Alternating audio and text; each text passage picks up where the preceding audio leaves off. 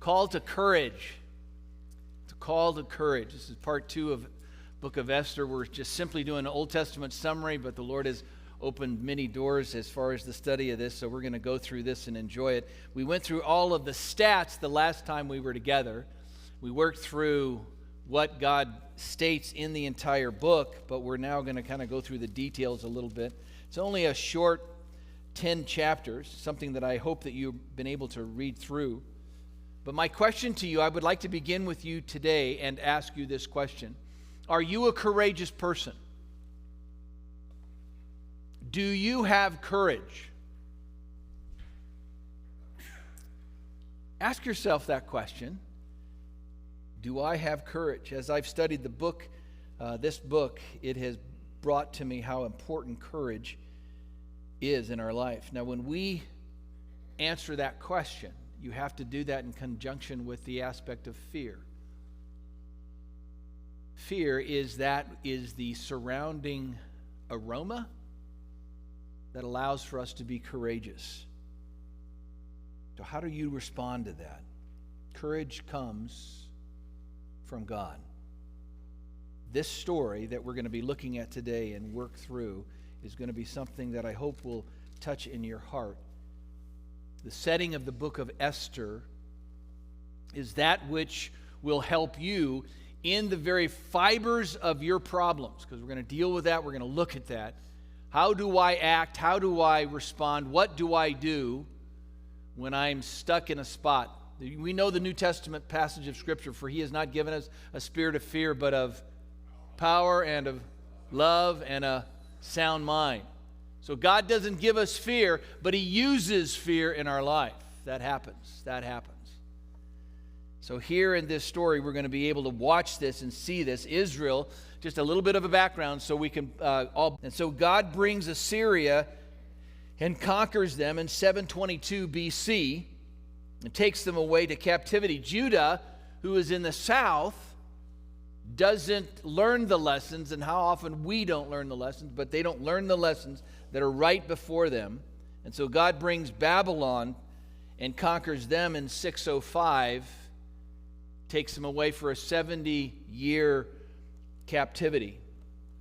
What transpires after that is 70 years as Cyrus the Great of the Medes and Persians Empire conquers Babylon. 50,000 Israelites are given the freedom to be able to go back to the promised land under Zerubbabel.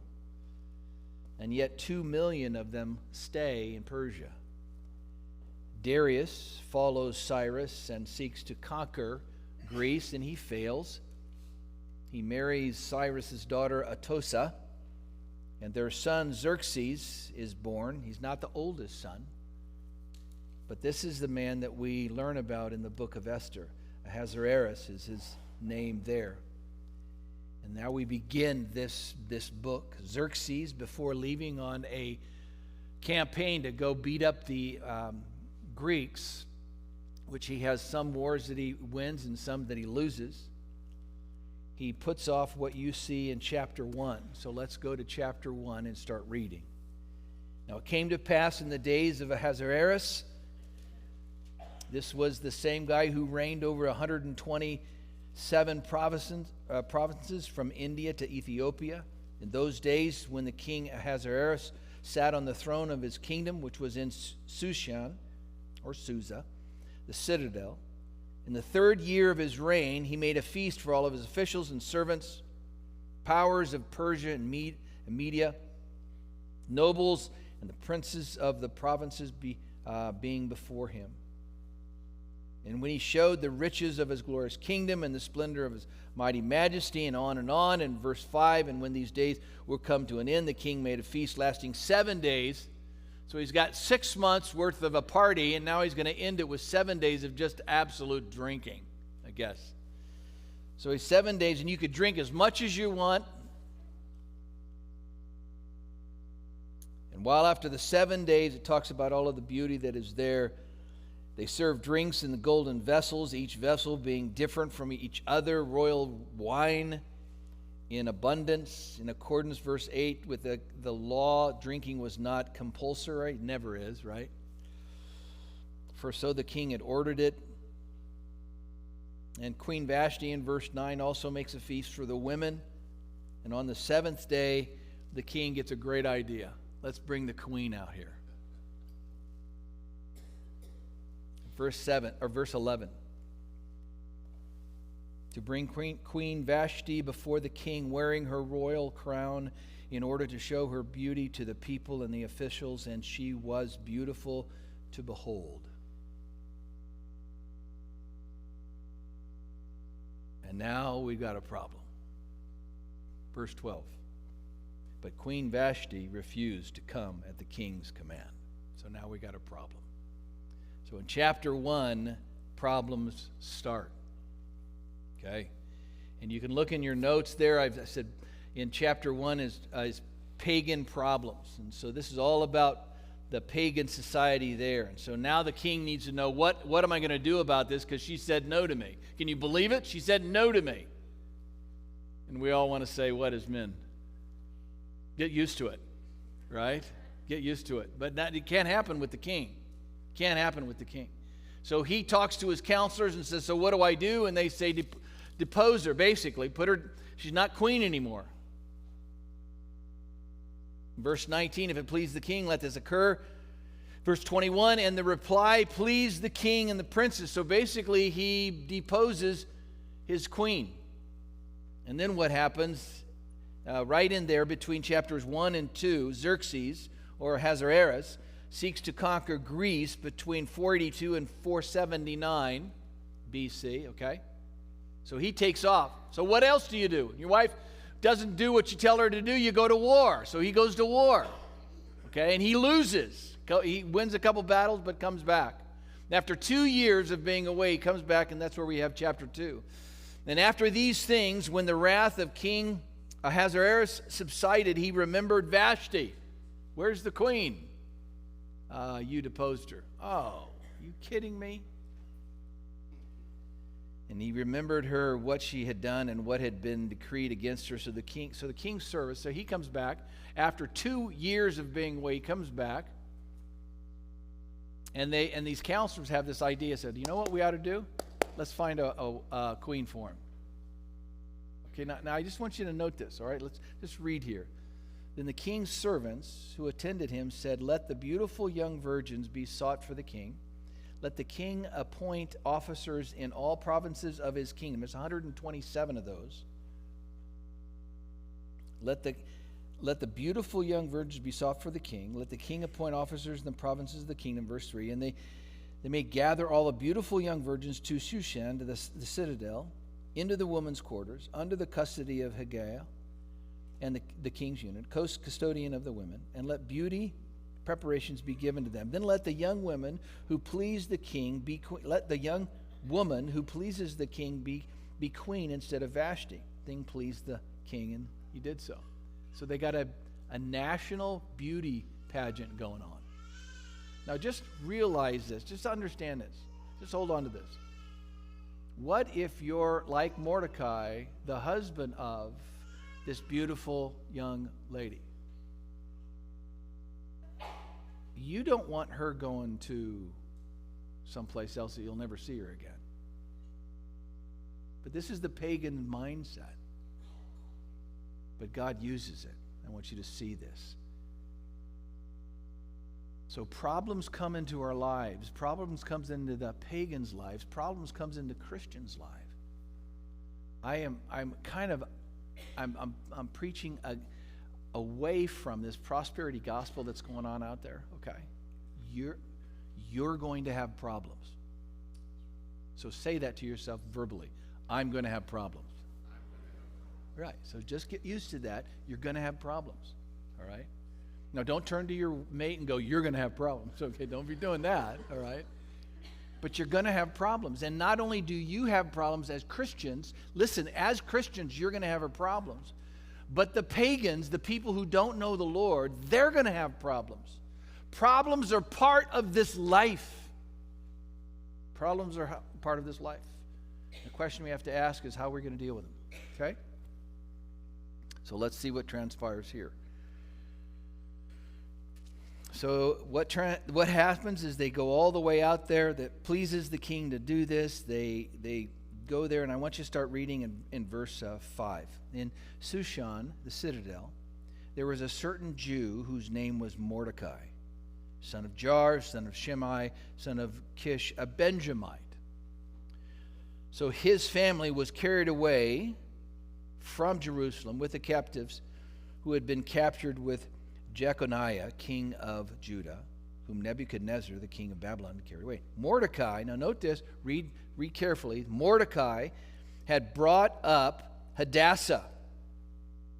And that is who? Esther, the name of the book. His uncle's daughter, that means what? If it's my uncle's daughter, she's my cousin, okay? For she had neither father nor mother. So what does that tell you about her? She's an orphan.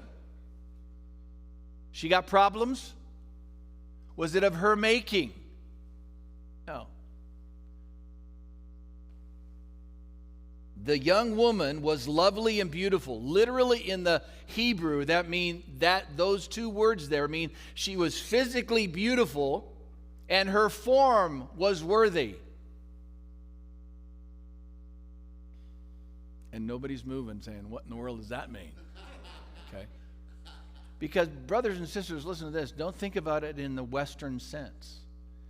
Because our Western society has a certain thing that we put out there on television and all those places and says, this is what's beautiful form, right? Well, you go to other countries, and it's not the same. You can prove this in the Ukrainian culture that we met, and they joined our church and all of that. What they think is beautiful is different than what, let's say, Westerns think is beautiful, which is different than what India thinks is beautiful, which is different than what it says in Africa, and all over the place. It's all according to that local culture. Okay. But what the writer is saying here is that the woman was lovely, good form, and beautiful of face. Question, listen carefully. Who determined that? Okay, I'm going to ask that one more time on the other side. Who determined that? Yeah. Who determined your facial attributes? God did. Now, we're going to talk about this because this is really important, and this is why we're going to link into this, but I've got to push that's all on the second page, all right? So I got to keep on the first, all right? So anyway, what happens? She's a beautiful woman.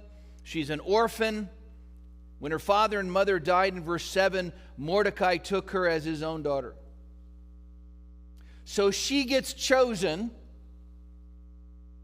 and it says in verse 9 that the young woman pleased him, talking about Haggai, and she obtained his favor.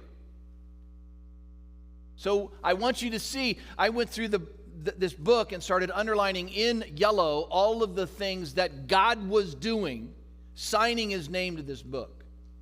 And that's one of them. God made sure that the guy that was in charge of all of the ladies, Esther, was pleasing in his sight. And so he moved her, the latter part of verse 9, he moved her and her maidservants to the best place in the house of the women. Verse 16, so Esther was taken to the king, Ahasuerus.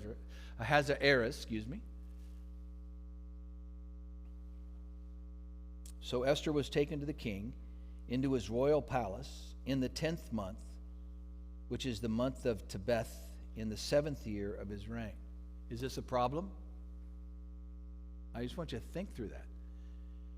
What's her background? She's Jewish. What did God say to the Jews? 1 Kings 11, if you want to look there. What does God say? Don't intermarry with the Gentiles. Now I want you to struggle with this because I've been struggling with it the whole time. God told the Jews, you marry Jews. Why? Because I don't want you to learn the other people's gods. So you stay with Jews. She knows that. She's in a foreign country. She's beautiful. That's not by her choice. She's of good form, not by her choice. And please, okay, next page. Okay? So what transpires is that God has for her to be in the situation where Vashti gets booted. The king's looking for a new wife. She knows she should stay within the Jewish culture, Jewish people, and yet she gets called up. She's now in the king's palace. Who determined all that? God did. Just hold on to that. So what transpires is that it says in verse 17, and the king loved Esther more than all the other women. Who determined that? He said, well, the king did. Yeah. What does it say in the book of Proverbs about the king's heart? What does the Lord do? Ron? It's in the hand of the Lord, and he does what? He turns it any way he wants to. By the way, remember that with all of your politicians. Right? He said, really? Yes. How does this all work out? Leave it up to God. We got our commission already, right? So what happens is, it says the king loved Esther more than all the other women, and she obtained favor and grace in his sight more than all the other virgins. So he set the royal crown upon her head and made her queen instead of Vashti. And Esther had nothing. Please note that God was in charge of all of this. So what transpires is later in that chapter, verses 19 to 23, Mordecai finds out about a plot, and now you find out a little bit about Mordecai. He's very, very loyal. Now, this is a pagan king, and yet he basically saves his life. Okay? Chapter 3. Now we find a guy by the name of Haman, and this is where perversion now is populated. Haman, good guy, bad guy? Bad guy.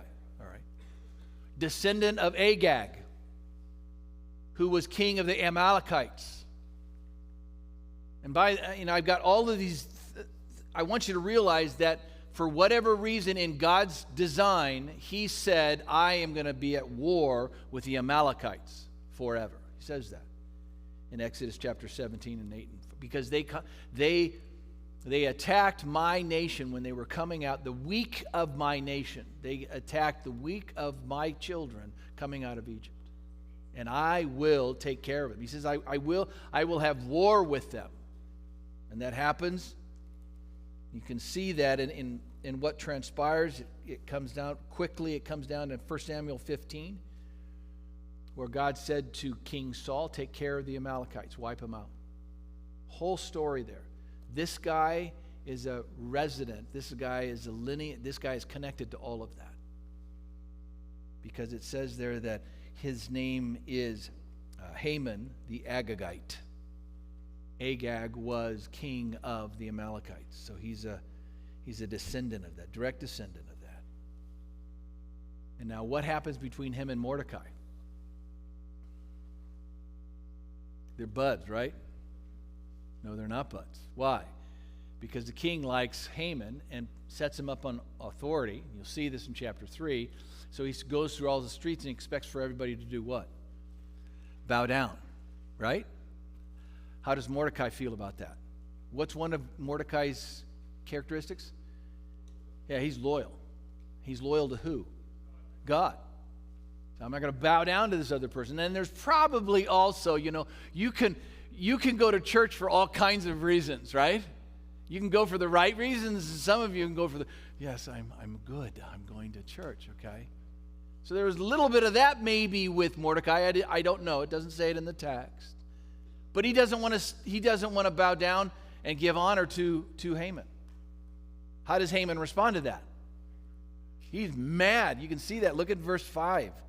When Haman saw that Mordecai, chapter 3, verse 5, and when Haman saw that Mordecai did not bow down or pay him homage, he was filled with humility. Yeah, is that what it says? No, he's mad. You bow down to me. Mordecai says what? I'm not doing that. So what does Haman, this is the level of his evil, what does he say? I'm just not going to take care of him. Who else am I going to take care of? Every Jew in the nation. That's 2 million people he plans to kill.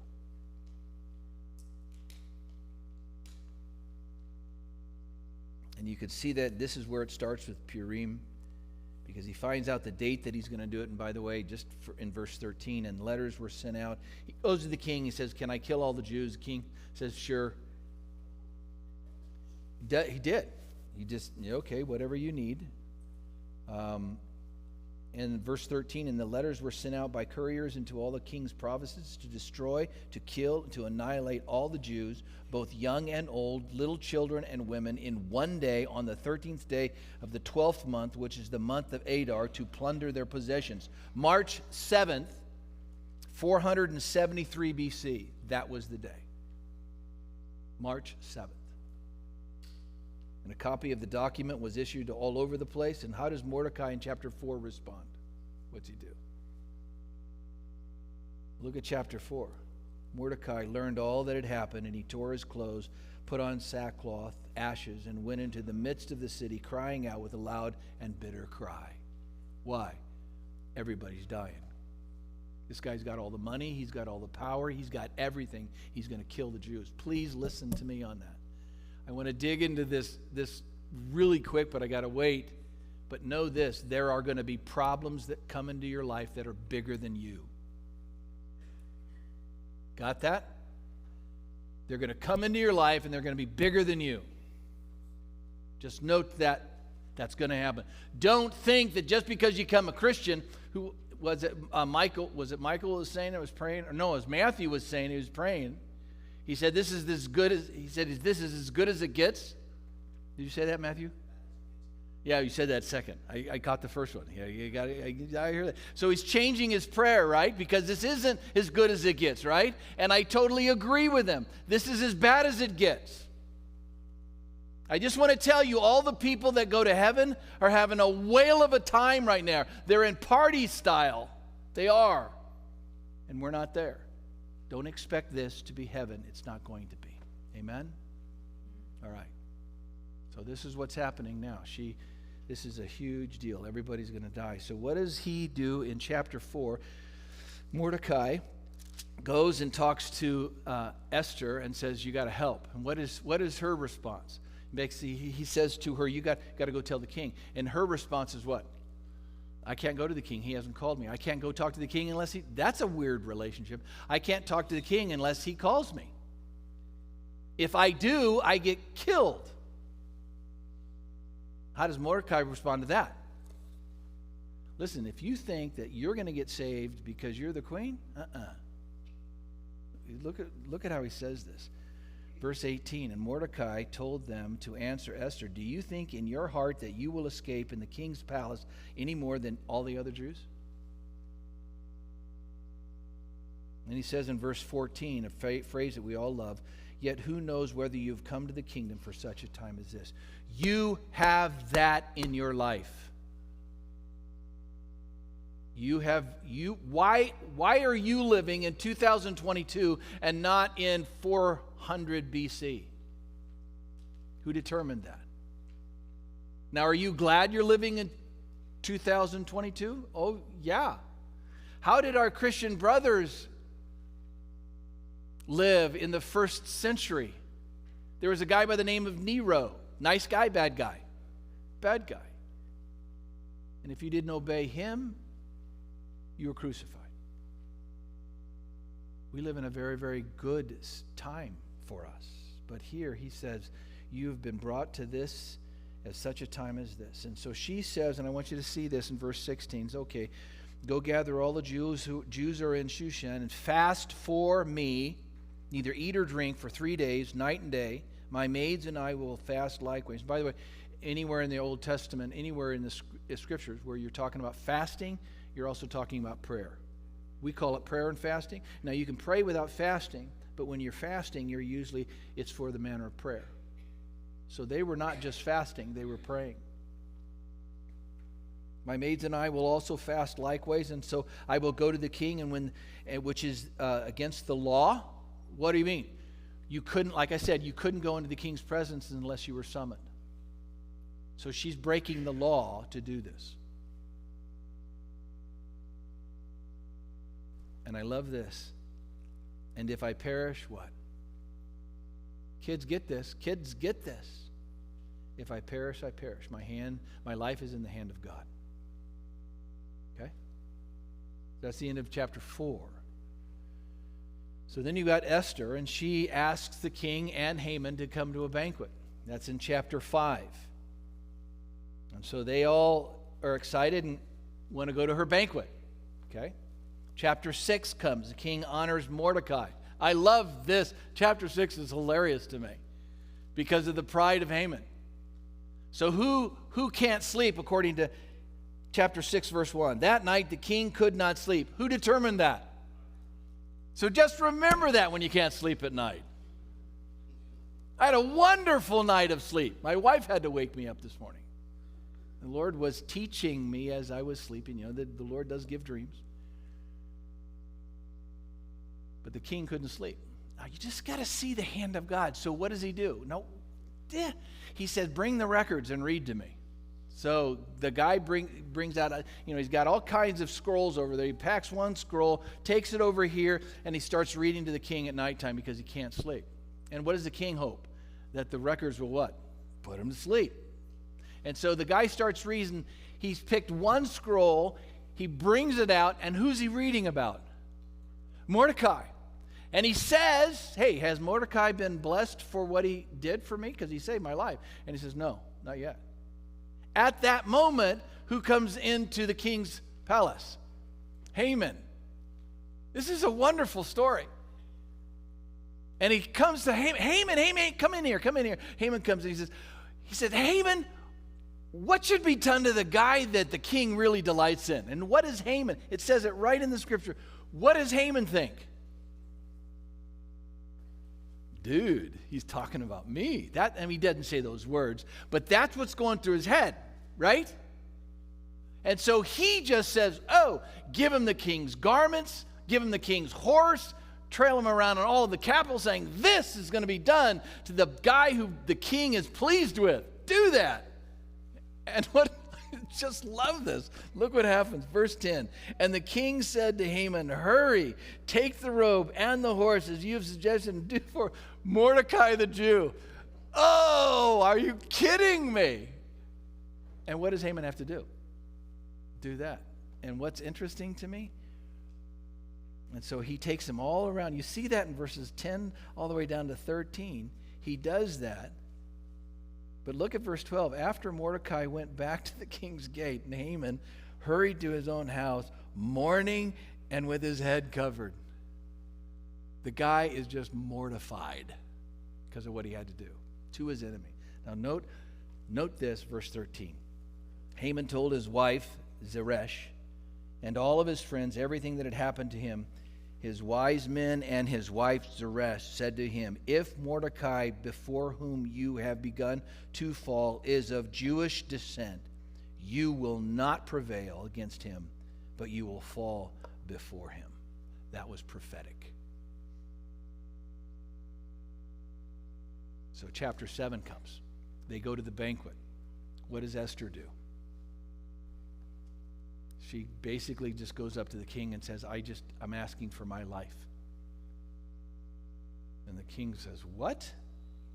Yeah, I've been delivered over to death. And the king says, look what he says in verse 5. So King Ahasuerus answered and said to the queen, who is he and where is he who would dare presume in his heart to do such a thing? She had said in the verse prayer, we've been sold to death. And the king asks that question. Now you're Haman. What are you thinking? She can't be a Jew. Please, look at the next verse. And Esther said, the adversary and enemy is this wicked Haman. So Haman was terrified before the king and queen.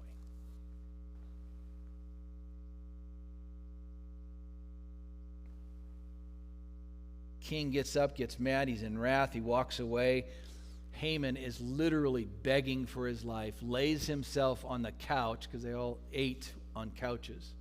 They didn't sit like we do, but they ate on couches, and so she's lying there saying all of this. He walks out, the king, Haman, throws himself on her couch and says, please, please, I'm begging for my life. The king comes back in, and he returned, verse 8, returned from the palace garden to the place of the banquet of wine, Haman has fallen across the couch where Esther was, and the king says, will he also assault the queen while I'm in the house? Oh, this is heavy duty stuff. I mean, he is mad.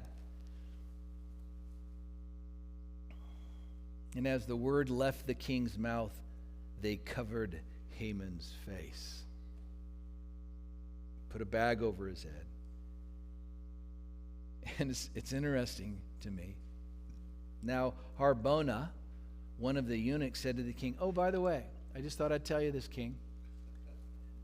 The gallows 50 cubits high, which Haman made for Mordecai, who spoke good of the king's behalf, is standing in the house. Haman. Just thought I'd like to give you this just little bit of information. Just want you to know there are gallows that are really tall that he made for Mordecai. And the king goes, what's the connection? Ding, right? What does it says there? And the king said, hang him on it. Impale him, basically, is what he is saying. So they hanged or they impaled Haman on the gallows. Now, chapters 8, 9, and 10, Esther saves all of the Jews. And does so by what transpires. Now, this is Esther. Haman's gone.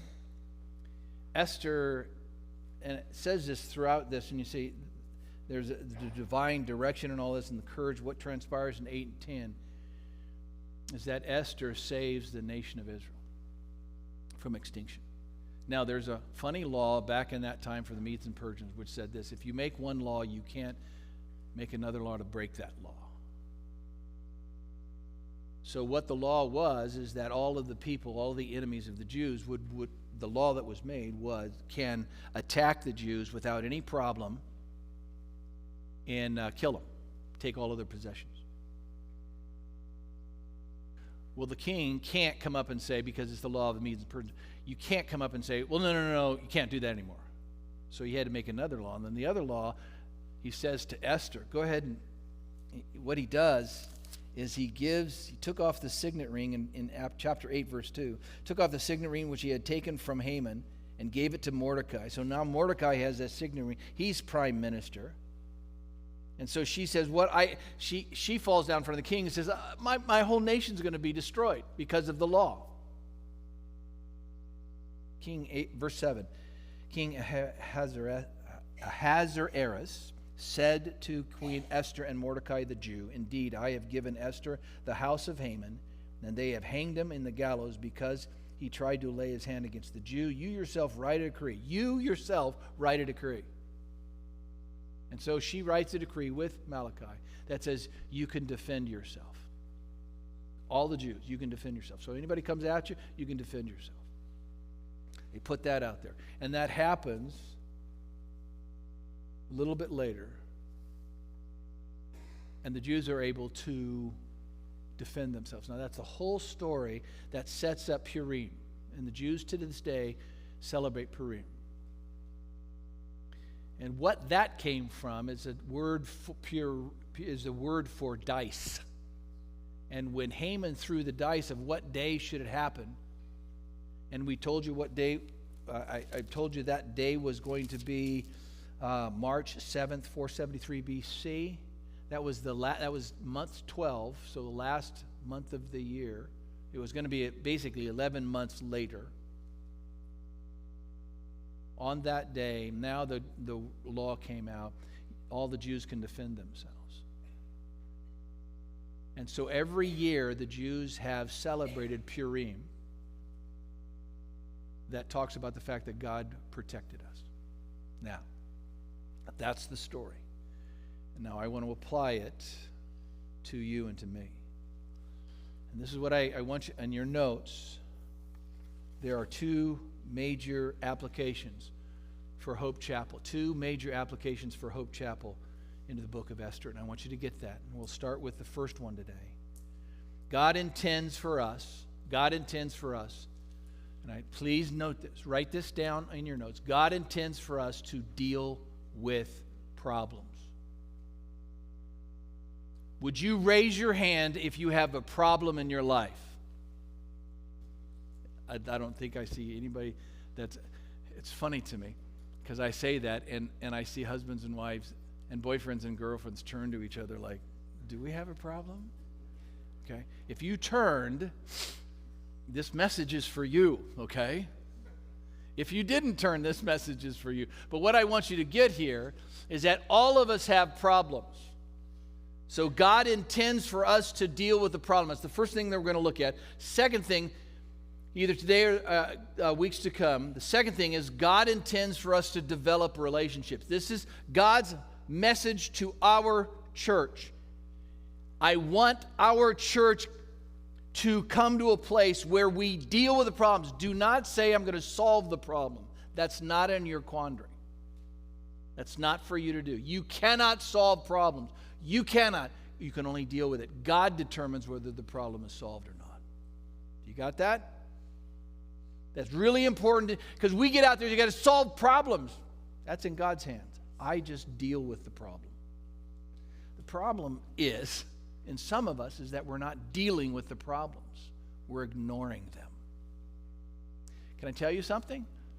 Problems don't go away. God is the one who orchestrated this entire book. Do you think God could have taken care of Haman? Or Haman in another way? Sure. But God wanted to protect the Israelites, and so this story came about. So there are 4 things that we're going to look at as far as how to deal with problems. And I'll just give you the first one right now, identify. Identify. Well, there's all 4 of them there, so you can write all 4 of them down, all right? The first one is to identify the problem. Dealing with problems. Dealing with problems. And by the way, I just want to say this as a pastor. I didn't always understand this. A lesson for me in this, in past pastorates. And there were things that festered and I didn't take care of them because it wasn't my problem. But as the pastor, you love your congregation and you help them deal with the problems.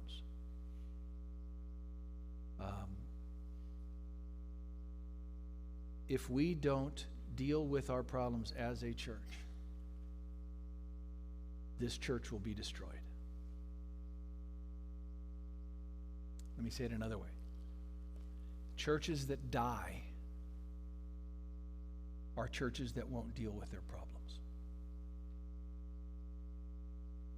And if this church is going to live, it has to deal with the problems. You don't have to solve it.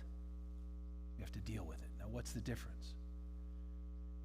Dealing with a problem is working with the problem according to God's standard and word. Now I've got a problem right now, and I'll just tell you, you guys, we're all here. It's just us. I've had a problem since I was 5 years old. And I love the problem. He's not the problem, but relationship. My brother is a year and a half older than me. I love my brother Paul. He does not like me. Okay? That shows just the inordinance of his life. No, just kidding. Okay? He doesn't like me, and he hasn't liked me for years. There was 2 weeks in my life where he loved me. They were back to back. And I remember he called my wife Maria, and that was some 25, 30 years ago. He had come to a big problem in his life, immediately calls my wife and says, you're first time I've ever heard him say anything nice about me. Yeah, my brother's a really, really good guy. And then 2 weeks later, it's done, back to the same. So I'm 66, so for 61 years, I have shouldered and have a problem. I can't solve it. I can just deal with it according to God's word. Does that make sense? I will say this to you, parents. You're not going to solve your kids' problems. These beautiful little kids right here and a whole row of kids, you're not going to solve their problems. They have to deal with their problems. And Do kids have problems? Oh, let's say that one more time. Do kids have problems? Kids, I'm talking to you now. All the kids that are here. Kids, do you have problems? Okay, they do, all right? So they admit it. First step, identify. First step, all right? So it's really, really good. So that's what we're going to look at. How do I deal with problems? The first thing is that I identify. I identify. And there are tons of people who will not identify. They'll ignore it. You have to identify. You can see this all the way through the book that we're going through in Esther. Ahasuerus has problems. He has multiple problems. He has problems of leadership. He has problems with culture. He has problems with his marriage. He has problems with his family. He has problems with his immorality. He has problems with the state. He's got all kinds of problems. You see that in chapters 1 and 2. Write this down right underneath this, all right? So identify is the first one. This means to acknowledge and accept it, that you've got problems and that there are problems in your life. Identify it means acknowledge it and accept that you've got problems. Vashti has problems. Her husband was a problem. The morality of her culture was a problem. Her future became a problem. I'm going to give two here right now because we're going to go to Esther. Did she have problems? Now, stay with me. Did Esther have problems? What was her number one problem? Orphan. Somebody says orphan. I think it's different. I think her beauty was a problem. Because all of this happened because she was beautiful. Who made her, boy, this is applicable. Who made her beautiful? If God had not made her beautiful, would she have been the king's wife? No. Please get this, write this down. The gifts that God gives to you will always bring problems. What? Yes. The twins were born. We left and went to Hawaii. Martha was born out there. And then we had Micah. Micah was born with trisomy 13, which is a genetic disease, midline deficiency, holes in the head. His forehead was literally pointed like this. Couldn't see, couldn't hear. His heart had holes. All kinds of problems. Guy sent me a card, said this, who his son had died just a year earlier. Every good gift and every perfect gift is from above. Micah was a gift from God, but it brought problems.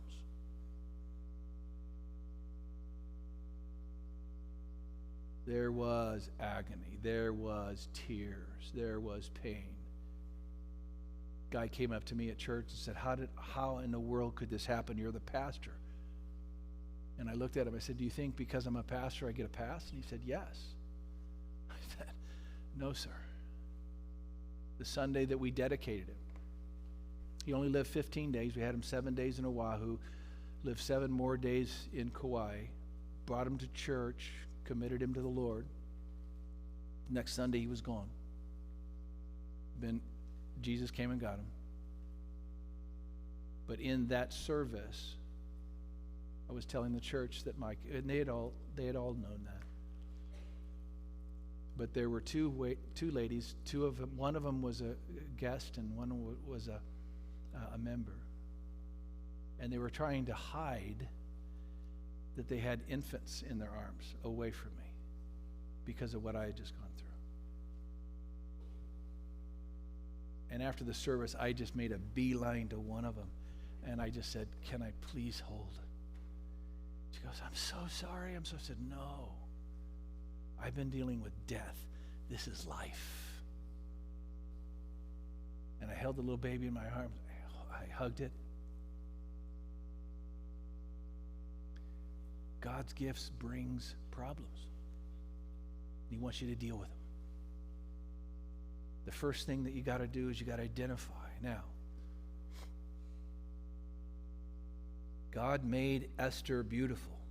I always hold this because I'm going to apply this in a way that I want you to get. It's God who makes you who you are.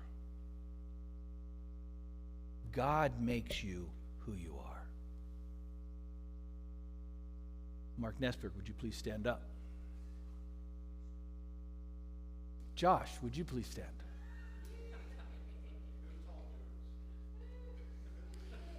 Who made these two? Yeah. And he had a lot more work to do than this, all right? Now, but I say this on purpose. God made them that way. And I have loved these guys since I've met them. I love them dearly. But God made them that way. I can see eye to eye with them, and I'm on steps. Right? Amen? Okay, you guys can be seated. God made them that height. God made me this height. You say, well, what's it? God made, get this, God made you in this culture to look a certain way. That's God's call.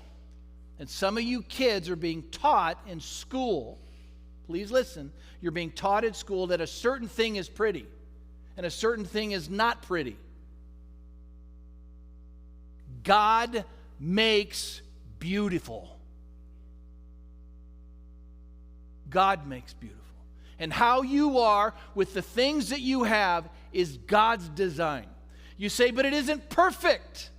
There isn't anybody in this room that's perfect. Please hold on to this. God makes beautiful. God could have made me that height. And he said in eternity, no. No.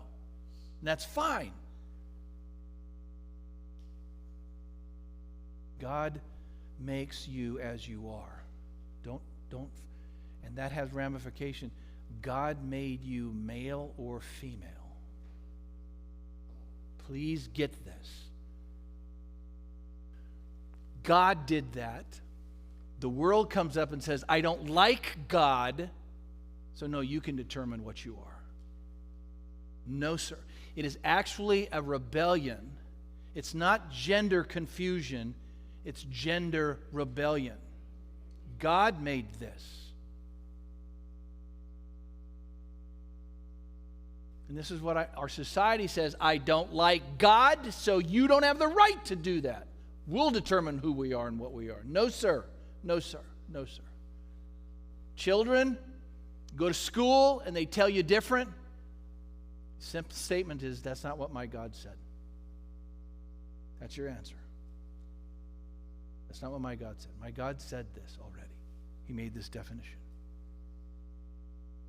It's God who makes gender, not man, not mankind. Now, I'm going to apply this in another way because I want you to get it, because this is really tender to me. I have multiple friends who live ungodly lifestyles. Okay? I remember having discussions with them. I have friends of mine who are homosexual, and I have communication with them. And this was 30 years ago.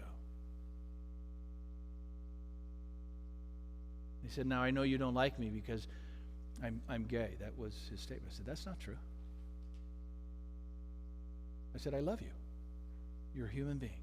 I love you. Yeah, but I don't live your way. I'm not asking you to live my way.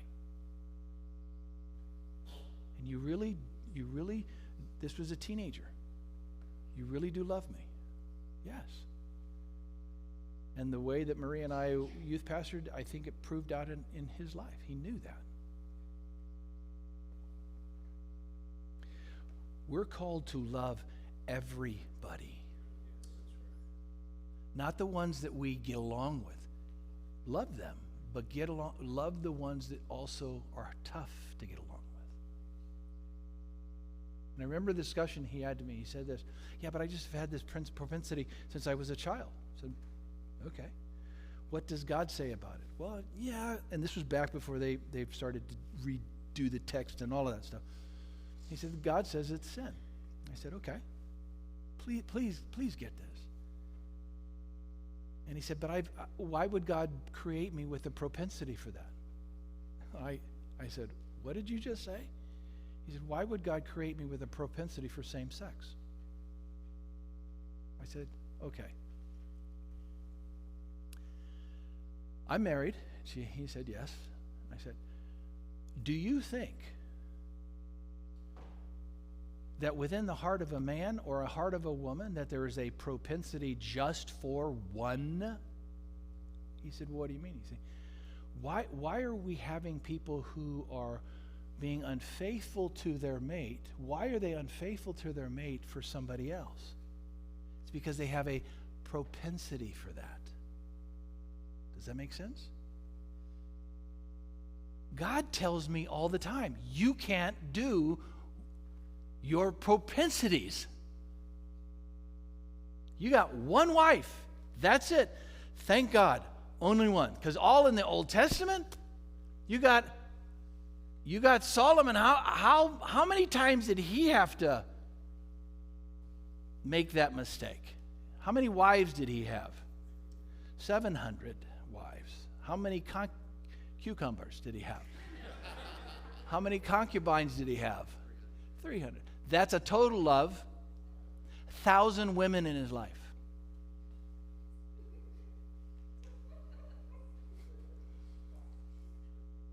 No, that's not just a wow. That's a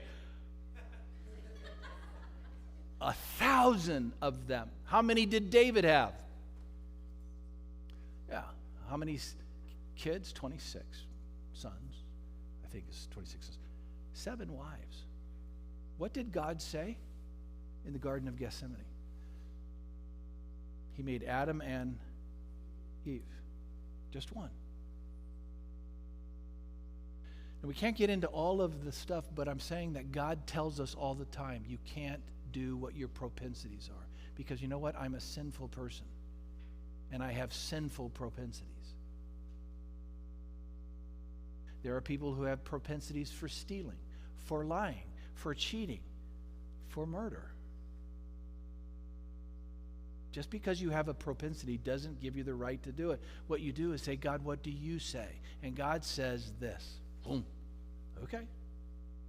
Does that make sense? That's what's in this book. And you have to identify the problem.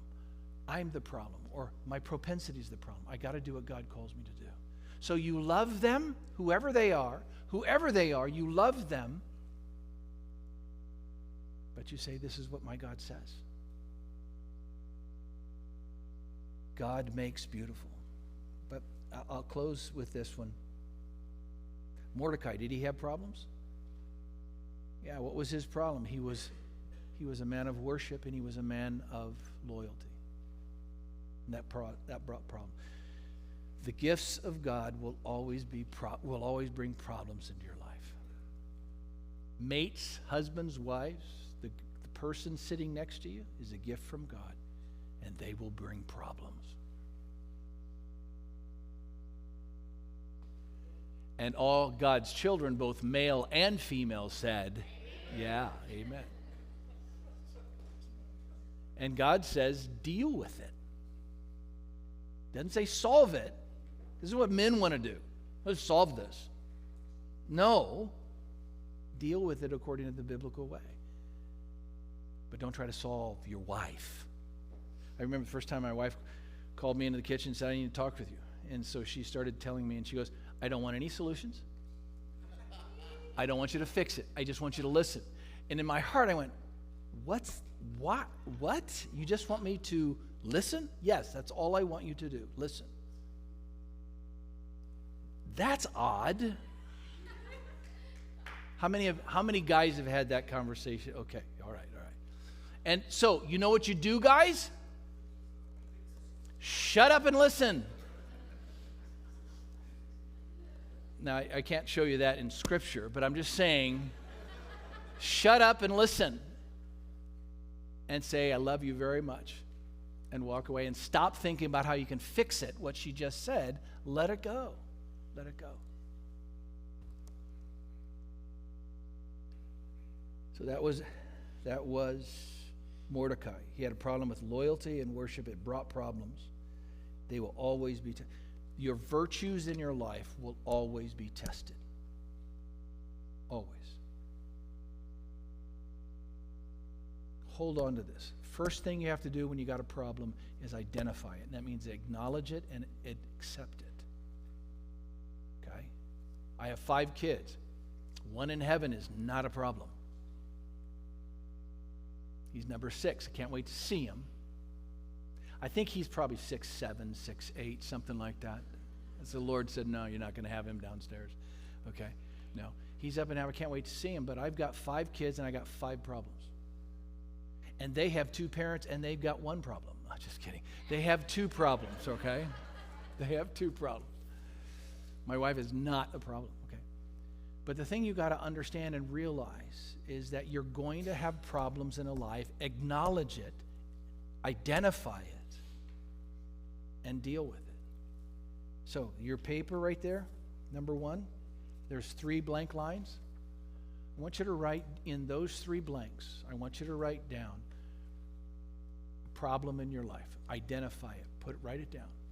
And bring this back the next time we talk through this, or you'll fill it out again. What are the 3 problems in your life that God wants you to deal with?